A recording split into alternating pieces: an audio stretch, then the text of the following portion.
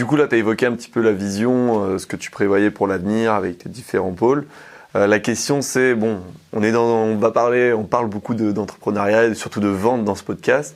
Moi, la question que j'ai en tête, c'est comment tu vas faire pour développer tout ça et comment tu fais aujourd'hui pour trouver tes clients. Alors, vrai sujet, hein, surtout que, comme je disais, j'ai arrêté de prendre des clients en 2024 et que là, pour réaliser cette vision, forcément, et embaucher, j'ai besoin de réouvrir les vannes. Donc, c'est très facile et très rapide de fermer le robinet et de le réouvrir, c'est quand même plus compliqué. Donc, je l'ai réouvert, on va dire, fin de premier trimestre 2025.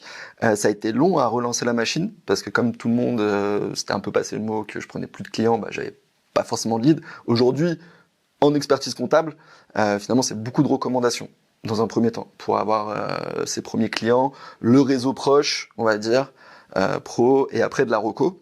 Donc c'est aussi, je veux dire, j'ai l'impression par rapport à d'autres métiers, par rapport à d'autres business, plus simple de faire de l'acquisition en tant qu'expert comptable parce que, entre guillemets, tout le monde a besoin d'un expert comptable.